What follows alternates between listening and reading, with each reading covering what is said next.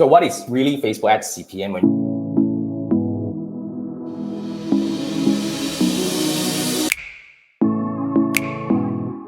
you're running ads on Facebook, it's easy to start running ads, right? But the next thing is you start looking into the numbers and you start diving into the metrics, and you realize that, oh, there's so many other things, and you start watching videos, and CPM, CTR, and all these metrics came up. So CPM essentially, as the Facebook ads advertiser suggests to you, this is actually a cost per 1,000 impression. This is the real cost that you are paying for Facebook advertising. You're not paying for cost per click. You're not paying for cost per lead or cost per sales, for example. You're actually paying for every 1,000 times Facebook shows your ads to your audience. So CPM is really a metric that we have no control over, or have very little control over, because it's actually affected by the audience that you're targeting, the competition in the audience that you're targeting, or even the objective that you're selecting. It actually, all these are metrics that so-called factors that affects your CPM. So if your CPM is rather high, one of the ways that you can do is by expanding your audience. Because if you're targeting a very niche audience by geographical or like very specific interest targeting that you have,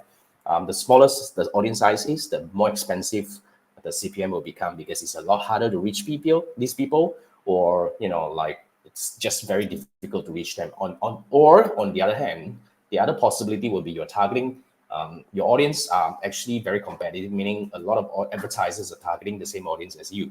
So as there are more advertisers coming in, which is they will push the bid to come up, hence the CPM would actually increase. So yeah, so this is one way you can actually kind of reduce your kind of like the restrictions that you have on your audience targeting, and try to expand it and see whether we can actually bring the CPM down. On the other hand, another thing you can try to bring your CPM down is by changing different objective, as in like you test a different objective. Like for example, if you go for sales, for example, CPM could be $20 maybe. And when you switch it over to landing page view, CPM can be as low as just $5, for example. But when we are doing this, okay, you need to actually monitor, because lower CPM doesn't mean better quality audience. That's one thing I want to highlight to you, because a lot of times we emphasize on one thing, which is like rubbish in, rubbish out. When you're running ads on Facebook and Instagram, you don't want to bring the wrong people. This is a very interesting concept that a lot of people never thought of, because they always try to chase for more people and all that. But if you bring in the wrong people, what will happen to your entire funnel? Everything's going to go down to the drain. And especially if you're doing retargeting, then you will be wasting money on these people, because you are actually retargeting people who are not really interested in your product or services.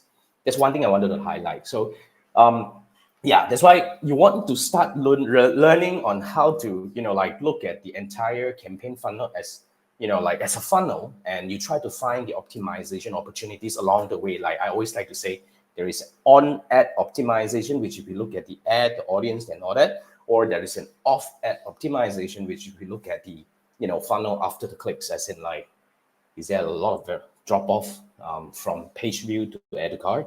Is there anything we can do to improve the add to cart conversion rate and stuff like that? So the entire funnel itself has got a lot of opportunities. So if you're running ads on Facebook and you want to find out how we can improve your Facebook ads performance without really increasing the budget and all that, I would like to invite you to scan this QR code that will bring you to my Fiverr gig, whereby you can actually purchase the gig and book a 30-minute one-on-one Facebook ads audit by me, whereby we will dive into your existing Facebook ads campaign. Together, we will find out the optimization opportunities in your campaign. I'll probably give you 3 to 5 things you can do, like to hopefully improve the entire campaign performance by getting more sales and leads with lower cost, for example, without increasing the budget and all that. So from there, you will learn how to actually optimize your campaign in a different way. So if that's something that you're looking for, scan this QR code, and I look forward to talk to you and work with you soon.